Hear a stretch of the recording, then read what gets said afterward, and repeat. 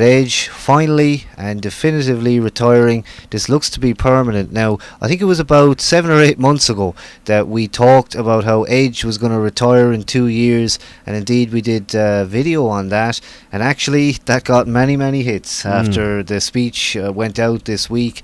Many people thinking we had recorded it right there and then, but the writing was on the wall obviously back then when those dirt sheets started talking about Edge, and the fact that he was going to be gone within 2 years. They were right this time.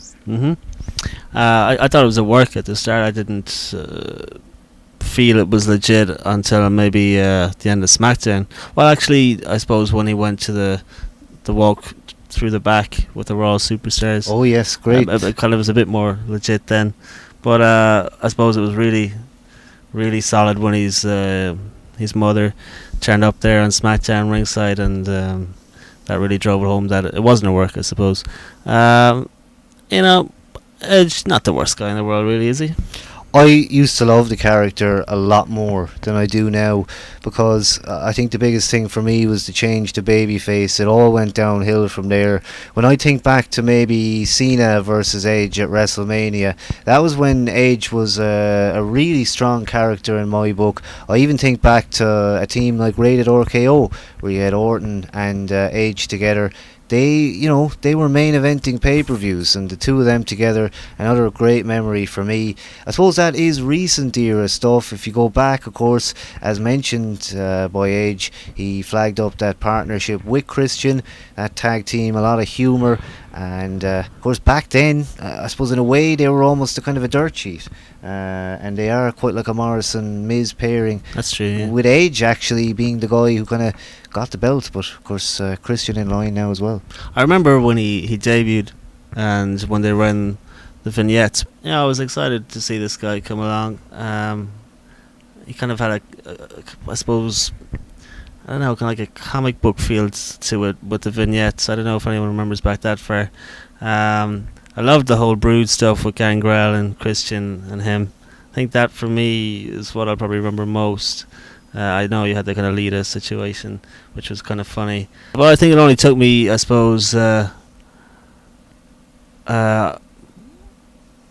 maybe a day or so after the whole Raw SmackDown deal to kind of just process the fact that Edge is retiring. And it doesn't really mean much to me. I was never the biggest Edge head, I suppose. But not to say that I didn't respect the guy and like the guy. Just he was always just kind of there, I suppose. I wouldn't lose sleep over it, that kind of way. I've always found Edge to be a character that sort of, he's almost up on the Jericho level to me. He's got the skills, but there always seemed to be, at least from my own sort of watching, something a bit missing there.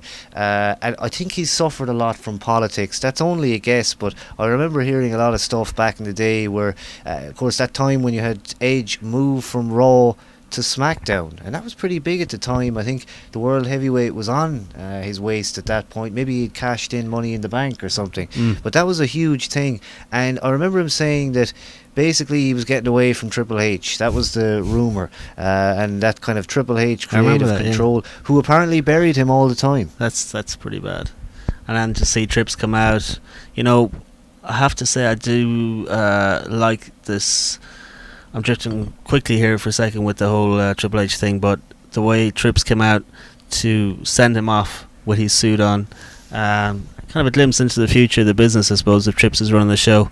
I like it. I have to say, I think it fits nicely. I kind of like he's the tough man boss, who's a legit guy that has been in the ring for a long time. I think that's something that's missing, even though Vince, you're not going to ever top that, I suppose, but something else, maybe a small thing that was missing forever.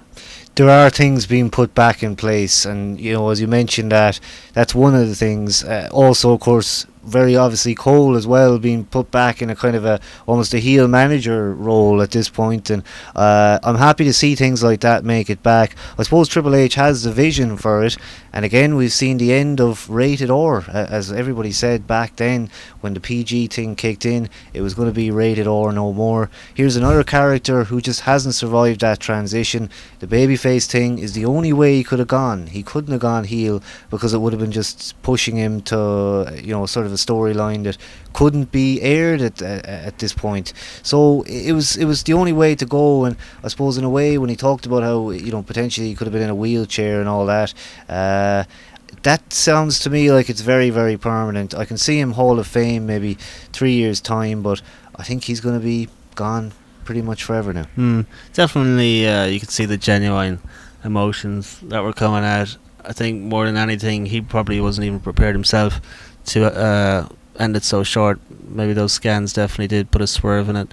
And I'm sure you would probably be a bit more emotional if that was the case. If you hang up the boots that quick and thinking you had about 2 years left in you.